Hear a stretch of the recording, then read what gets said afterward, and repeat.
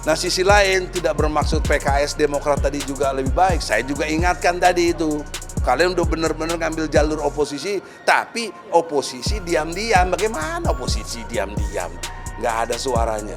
Ujung ceritanya ikut lagi. Nggak ada. Nah jadi jangankan berpartai, sendirian pun kalau kalian punya integritas, punya iman dan takwa yang kuat, kalian berani melawan. Saya nggak partai, nggak apa, nggak semua rakyat semua ini, ya nggak ada kekuatan apa-apa. Tapi karena kita bersandar kekuatan kepada Allah, maka kita tidak ada yang kita takuti selain Allah. Allahu Akbar.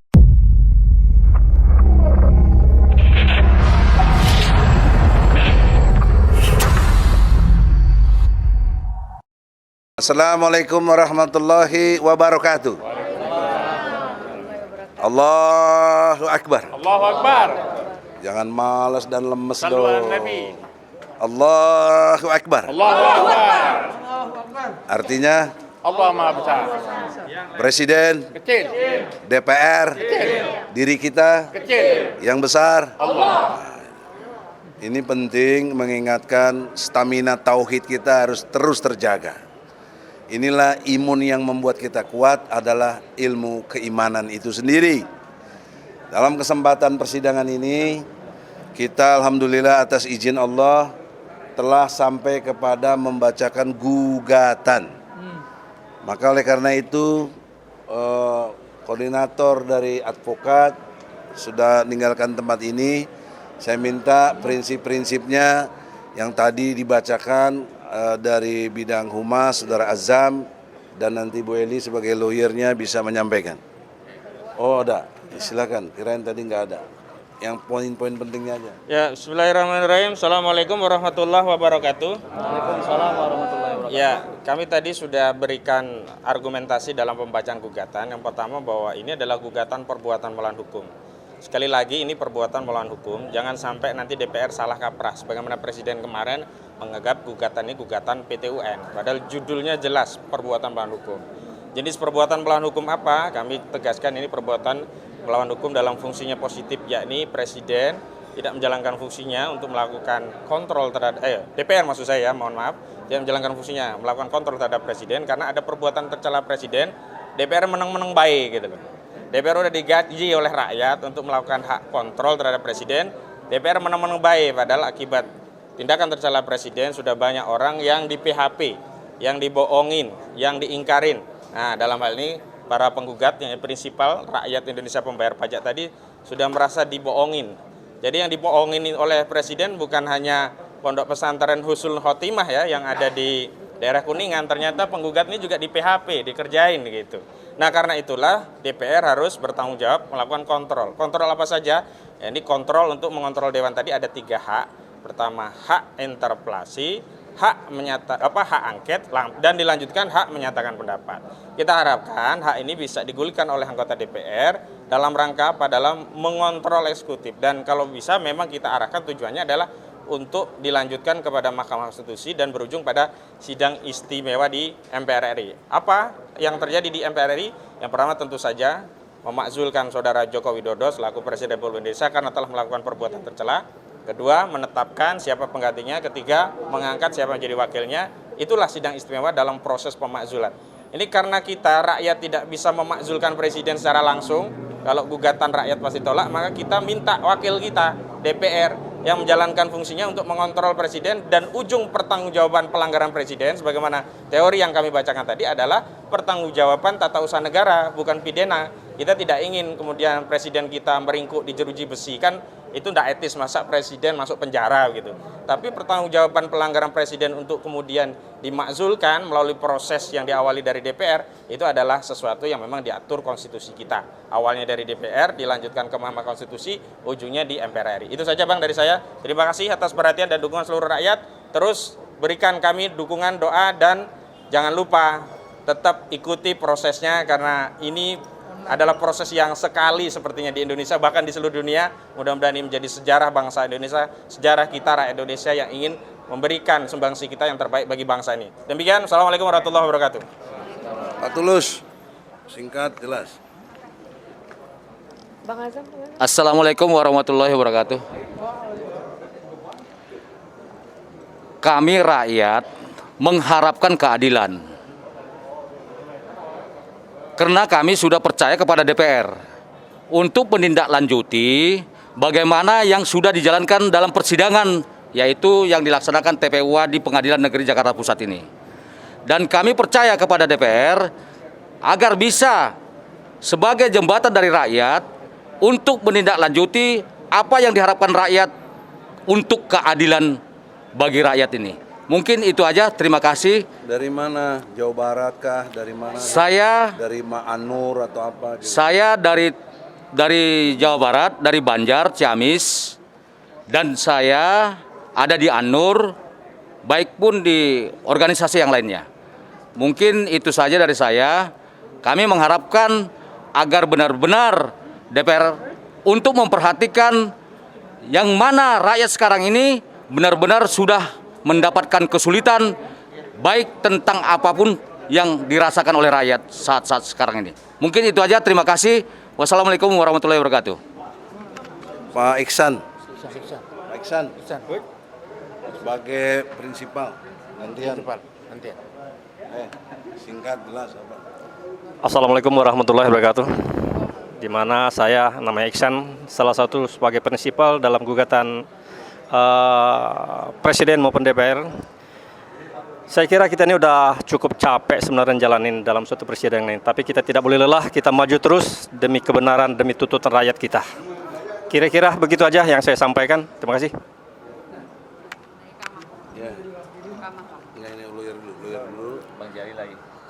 Assalamualaikum warahmatullahi wabarakatuh. Barusan kita selesai sidang pembacaan tentang pokok perkara, namun ada kekecewaan yang sangat dalam bagi saya maupun teman-teman yang lain bahwa pengacara dari DPR duduk dengan manis, santai, senyum-senyum, tidak memperhatikan apa yang kami baca. Ini sungguh sangat tidak beretika. Gugatan sudah kita kasihkan kepada mereka. Mereka tidak ada selembar kertas pun melihat di atas meja. Ini apaan? Mereka ngerti nggak? Ini sidang. Hormati dong persidangan.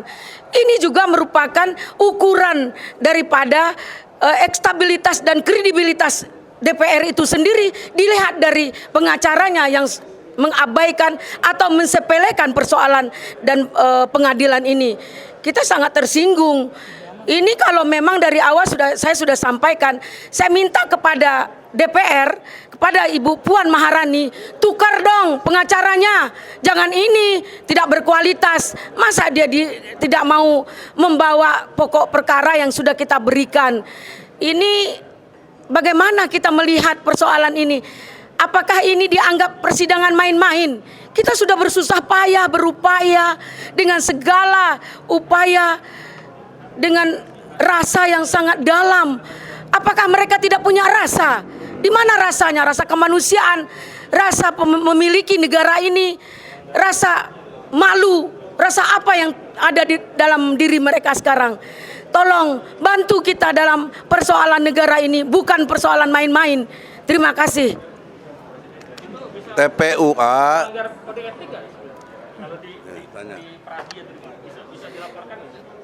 Ini masalah melanggar kode etik itu mungkin dalam peraturannya ada. Namun ini pradi ya, tapi di dalam pengadilan itu etikanya dia tidak punya etika, tidak beradab. Kenapa? Karena ketika kita ke pengadilan itu pasti kita bawa dokumen perkara. Setidak-tidaknya ada catatan buat dia. Dan hari ini kita membacakan perkara itu. Dia hanya tersenyum sambil melihat AP, tertawa-tertawa dan minta lagi 2 minggu untuk menjawab persoalan ini. Kita tidak terima, berarti dia benar-benar mensepelekan. Jadi saya meminta sekali lagi kepada Ketua DPR yang saya anggap saat ini Ibu Puan Maharani cukup objektif dalam persoalan ini, memberikan tanda tangan basah untuk perkara ini. Namun saya minta kepada Puan Maharani atau Ketua DPR, ganti pengacaranya. Mohon agar perkara ini benar-benar berimbang Jadi jangan kami disepelekan, ini rakyat yang menggugat. Kami adalah wakil dari penggugatan itu. Harusnya DPR yang langsung menggugat. Kami sudah turun langsung atas nama rakyat menggugat. Yang tergugat datang. Harusnya DPR sudahlah tidak datang. Pengacaranya tidak kredibel. Terima kasih. TPUA ini ada daya dukung real dari rakyat, tidak klaim-klaim, ada dari beberapa LSM dan gerakan-gerakan aktivis. Salah satu LSM yang sejak tahun 2019 namanya Kamah itu apa? Koalisi Aktivis. Kenalin. Ya, Assalamualaikum warahmatullahi wabarakatuh. Ya, saya dengan Era Maniara. Kami dari komunitas Koalisi Aktivis Masyarakat Anti Hoax dan Korupsi. Saya bersama ketua saya, Bapak Muslim. Ya. Kami sangat mendukung gugatan ini yang dilakukan oleh rekan-rekan senior-senior saya TPUA dipimpin oleh Profesor Dr. Bapak Egy Sujana. Ya, yang mana kami memang sudah bergerak, kami mewakili rakyat ya, aspirasi rakyat memang sudah bergerak Kamah sejak 2019. Ya, dan kami di sini bersama ketua kami mendukung gugatan ini dan kami harap sudah saatnya DPR melakukan Osjubdil. Objektif, jujur, benar, adil. Ya. Semoga 82% kursi yang ada di DPR bisa berpikir, bisa bertindak secara Osjubdil. Itu saja karena ini aspirasi rakyat. Saya mohon anggota DPR, para anggota DPR yang terhormat bisa melaksanakan gugatan ini dengan baik secara Osjubdil sekali lagi. Terima kasih. Bismillahirrahmanirrahim. Assalamualaikum warahmatullahi wabarakatuh. Saya Muslim Arbi, Ketua Gerakan Perubahan atau Garpu dan sekaligus mewakili dari teman-teman aktivis. Pertama, saya meminta agar supaya DPR harus menghormati pengadilan. Ya kan? Jadi jangan lagi mengutus pengacara abal-abal. Maafin ya kan? Karena saya melihat bahwa tidak serius. Negara ini ada yudikatif, eksekutif, dan legislatif. Nah, ini yudikatif. Kalau DPR bersikap seperti ini, berarti DPR melakukan contempt of court. Dia menghina, mencelecehkan pengadilan. DPR kalau sudah begitu, maka rakyat patut membubarkan DPR. Ya kan? Satu. Yang kedua, jangan lagi digaji itu anggota dewan. Kerjanya apa aja kan itu masalahnya kan?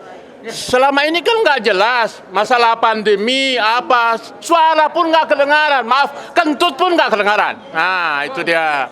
Kemudian masalah ekonomi yang sekarang di morat-marit, rakyat banyak yang diuber-uber, berdagang di mana-mana itu dikejar-kejar, ya kan? Begitu pemberlakuan PPKM juga sama. Kita tahu nggak jelas itu kemana? Utang yang sudah sebentar lagi negara ini bangkrut, misalnya kan? DPR yang disebutkan oleh saudara Ahmad Hojudin salah satu dari lawyer advokat dari TPUA ini sendiri. Ngapain aja kan itu masalahnya kan?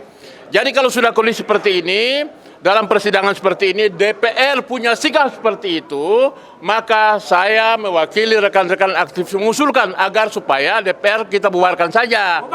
Bubar yang pertama. Yang kedua, DPR jangan digaji lagi karena rakyat menggaji mereka. Mereka tidak menjalankan fungsi yang seharusnya untuk menjalankan fungsi konstitusional, yakni membela kepentingan rakyat, bukan membela kepentingan partai-partai dan golongan-golongan mereka. Sekian, Assalamualaikum warahmatullahi wabarakatuh. Aspirasi mak-mak. Yanti coba siapa mau ngomong ini apa? Ini. Enggak, Tayanti aja. Tayanti dulu. Assalamualaikum warahmatullahi wabarakatuh. Saya Yanti Damayanti dari DKI Jakarta, wakili dari emak-emak TPUA.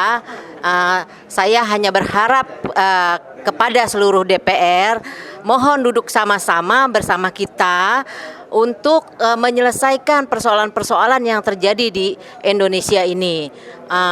Gunanya agar kita semua dapat mewujudkan negara yang adil, makmur, damai, sentosa, di mana TPUA adalah pembela daripada ulama ulama adalah bagian daripada unsur keagamaan Republik Indonesia ini untuk mensejahterakan masyarakat, tujuannya pada akhirat dan dunia. Bila ulama dikriminalisasi dan dieksekusi, maka rakyat akan maju untuk membela ulama dan aktivis saat ini. Itu aja, sekian, terima kasih dari saya. Wassalamualaikum warahmatullahi wabarakatuh. Dari perwakilan buruh. Bismillahirrahmanirrahim. Assalamualaikum warahmatullahi wabarakatuh. Pertama-tama saya ucapkan terima kasih dan rasa bangga saya kepada tim pembela ulama dan aktivis yang telah membacakan gugatannya. Dan yang kedua, saya miris melihat kelakuan daripada kuasa hukum, daripada DPR.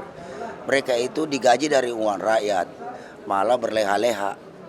Selain melanggar etika, di hadapan rakyat dipertontonkan bahwa mungkin bisa jadi akibat ketidakseriusan daripada kuasa hukum yang mewakili DPR RI ini, itulah kualitas DPR RI kali ini. Maka dari itu kalau Anda tidak bisa jadi wakil rakyat, mundur atau membubarkan diri sajalah. Capek rakyat lihat kelakuan-kelakuan kalian, ya kan? Memanfaatkan uang negara yang sama sekali tidak efektif untuk kepentingan seluruh rakyat Indonesia. Ini harus di mindset rakyat Indonesia hari ini harus berubah. Terus kita pantau, kita tonton baik-baik ini. Setiap persidangan TPUA berhadapan dengan DPR RI maupun Presiden Republik Indonesia dalam rangka mencerdaskan kehidupan bangsa, juga memperhatikan kelakuan-kelakuan pejabat-pejabat kita yang selalu tidak sesuai dengan apa yang kita harapkan. Nah, maka dari itu saya minta kepada Puan Maharani agar kuasa hukumnya itu diganti saja. Mengecewakan, sangat mengecewakan dan sangat tidak kredibel. Rakyat sudah capek uangnya digunakan hanya untuk menyewa kuasa hukum seperti itu yang tidak pernah siap untuk berperang. Dan saya ingatkan kepada majelis hakim, karena kuasa hukum dari DPR ini terkesan ogah-ogahan dan ugal-ugalan dalam berhadapan dengan TPUA, maka tolong diingat baik-baik. Tolong Anda putuskan seadil-adilnya dan sebenar-benarnya. Jika gugatan TPU ini Anda putus, ditolak atau dikalahkan oleh pihak DPR ini, melihat kejadian hari ini, maka patut diduga lembaga yudikatif kita, lembaga peradilan kita masuk angin.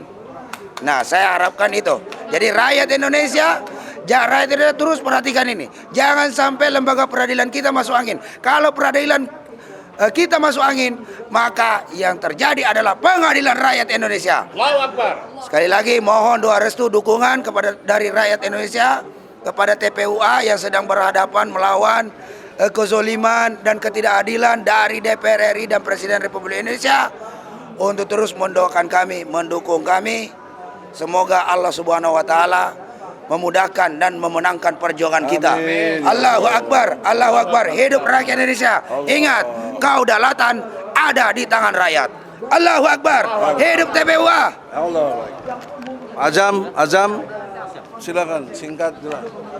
Assalamualaikum warahmatullahi wabarakatuh. Saya tidak mau menjelaskan materi yang ada dalam sidang maupun di luar sidang. Tadi sudah cukup luas dan luar biasa apa yang dijelaskan oleh para pembicara yang ada di luar maupun di dalam. Namun saya hanya mau memberi gambaran begini. Kalau kita dengar zaman iblis itu dikeluarkan oleh Allah karena memang iblis tersebut bukan cuman tidak mau mendengarkan dan diperintah Allah. Nah, tapi lebih dari itu. Sehingga iblis tersebut dikeluarkan oleh Allah, sehingga ditutup surganya sama Allah sampai langit 1, 2, 3, 4 sampai ke 7. Artinya apa? Dalam konteks ini iblis telah melakukan sebuah keangkuhan dan kesombongan sehingga dicabut oleh Allah. Memang walaupun dia meminta kepada Allah berikan izin sampai masa hari kiamat akan menggoda anak cucu Adam. Nah, ini saya melihat dari anggota-anggota DPR ini, begitu sudah diangkat oleh rakyat, dia duduk menjadi anggota DPR dengan cara apapun ya, tapi mungkin saja dengan cara-cara yang di luar cara-cara yang baik, yang halal ya. Kira-kira begitulah ya. KPU menjadi landasan utama KPPS menjadi juga bagian daripada masuknya proses-proses gratifikasi, suap dan segala macam. Nah, namun ingat, kalian diangkat oleh rakyat dan kali ini rakyat dikecewakan. Rakyat diberi daulat dalam undang-undang dan rakyat juga diaminkan oleh malaikat dan Allah. Ingat, suatu saat rakyat akan bisa menjatuhkan kalian dengan cara rakyat. Ya, tentu dengan apa yang dilakukan Anda menganiaya perasaan, hati, perbuatan, sehingga Allah mengaminkan semua bentuk doa. Itu salah satunya. Karena orang Islam ada di faktor doa senjata utamanya. Saya ingatkan kepada anggota DPR RI, kalian ini bukan cuma mendapatkan fasilitas dengan gaji yang luar biasa besarnya ya. Kalian juga bermain proyek di sini. Kalian juga mendapatkan segala-galanya. Dan itu murni dari rakyat. Tapi kalian nyata, bukan cuma hari ini, sudah 11 kali sidang, kalian mengecewakan, mengkhianati rakyat, dan malaikat tahu, Allah tahu. Mungkin itu yang harus kalian camkan. Boleh kalian mendengar, hanya menggeleng-gelengkan ketawa, bahkan ketawa kalian. Boleh, nggak apa-apa, itu hak Anda. Tapi suatu saat, kalau Allah mencabut nikmatmu, kalian akan merasakan bagaimana sakitnya itu. Dan itu pasti terjadi. Anda tidak seperti Fir'aun kekuatannya. Anda tidak seperti Namrud, tidak ada apa-apanya. Tapi semua itu ditenggelamkan oleh Allah. Karena kesombongannya dan keangkuhannya. Mungkin itu yang bisa saya sampaikan. Terima kasih. Karena kalau bicara materi, sudah semua bicara materi. Jadi saya mengingatkan dalam sisi religi. Bahwa kalian jangan main-main dalam hal ini. Doa rakyat luar biasa. Dan doa rakyat itu adalah mustajab jika Allah menghendaki. Dan sekejap itu. Saya kira mungkin itu. Terima kasih. Assalamualaikum warahmatullahi wabarakatuh. Terima akhirnya closing statement dari saya, juga sisi pandang religi ya, dari penambahan yang dari saudara Azam sebagai humas. Di Al-Quran surat As-Saff ayat 2 dan 3 menyatakan dengan sangat jelas, kabur maqtan indallahi antakulu ma la taf'alun. Amat besar kebencian Allah kepada orang yang ngomong, yang bicara, tapi tidak menjalankan apa yang diomongkannya. Nah, dalam konteks gugatan kita bukan cuma omong, kita sudah jadi undang-undang. Undang-undang yang dimaksud tentang tata cara bernegara kita. Ada fungsi legislatif, diberikan oleh undang-undang, hak interpelasi, hak bertanya, atau menyatakan pendapat. Jadi itu hak yang ada, kalian disfungsional. Harusnya kalian pertanyakan, ada hak penyelidikan bahkan kepada presiden yang sudah kita jelas-jelas gugat juga, yaitu melakukan perbuatan tercela dari presiden. Tugas kalian mengingatkan, mengawasi, menegur, bahkan memanggil presiden itu untuk dimintai tanggung jawab. Nah, hingga perjalanan DPR sekarang dalam pengertian yang sedang berjalan ini, sepengetahuan kita semua rakyat, tidak ada pernah DPR memanggil presiden, tidak pernah sehingga detik ini. Lalu apa kalian sumpah jabatan itu? Pakai demi Allah, pakai Al-Quran di belakangnya. Sementara undang-undang yang sudah kalian buat sendiri, yang buat undang-undang itu DPR dan presiden, itu kalian ingkari. Jadi kalian lebih kena lagi ayat tadi itu. Udah ngomong, udah jadi undang-undang, kalian gak jalanin. Padahal di situ ada partai PKS yang ngerti Islam, ada P3, ada PKB, ada PAN. Ada yang semuanya itu mengerti agama. Walaupun dari PDIP juga nggak mungkin saya menuduh tidak ngerti agama. Pasti ngerti agama. Golkar juga ngerti agama. Nasdem ngerti agama. Malah nggak mungkin bilang nggak ngerti agama. Termasuk Gerindra juga ngerti agama. Malah kalau dibilang nggak beragama, marah setengah mati. Tapi agama mengatur tadi surat As-Saff, surat ke-61 tadi itu. Ayat 2 dan 3 sampai ke ayat 4. Harusnya kalian gunakan haknya itu.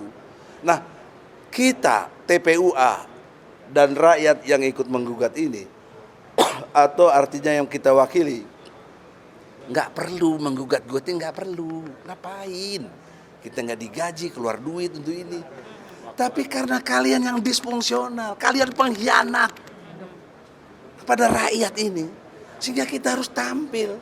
Ini logika sangat sederhana, nggak terlalu rumit, nggak perlu intelektual yang berkelebihan, ya. Tapi kalian yang logika dasar gini aja nggak paham gitu loh. Kalian nggak paham logika dasar aja, apalagi logika yang intelektual. Ya. Itu persoalan serius bangsa kita. Jadi kita telah memberikan suara mewakili kepada DPR. Maka kalian disebut wakil rakyat. Harusnya wakil rakyat ini ngawasi jalannya pemerintahan, yaitu Presiden Jokowi yang memimpin pemerintahan dan negara ini.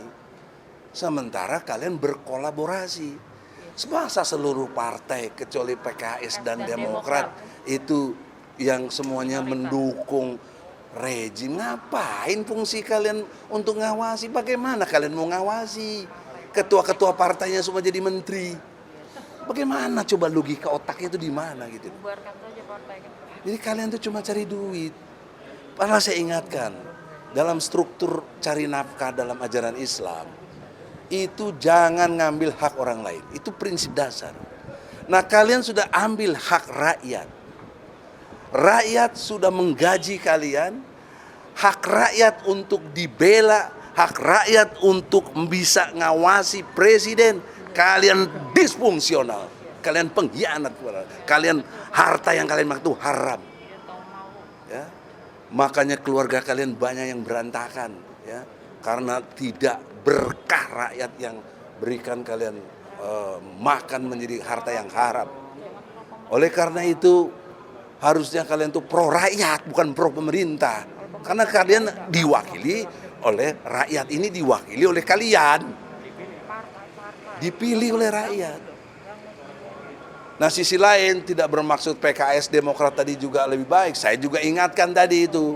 Kalian udah benar-benar ngambil jalur oposisi, tapi oposisi diam-diam. Bagaimana oposisi diam-diam? Nggak ada suaranya. Ujung ceritanya ikut lagi. Nggak ada. Nah, jadi jangankan berpartai, sendirian pun kalau kalian punya integritas, punya iman dan takwa yang kuat, kalian berani melawan. Saya nggak partai, nggak semua rakyat semua ini, ya, nggak ada kekuatan apa-apa. Tapi karena kita bersandar kekuatan kepada Allah, maka kita tidak ada yang kita takuti selain Allah. Allahu Akbar. Nah, itulah prinsip tauhid. Kalian saya ingatkan, bagus ada kita karena kita mengingatkan kalian. Jangan kalian pandang kita ini musuh. Kita ini mengingatkan. Mekanismenya dari Allah. Digerakkan hati kita berani menyampaikan.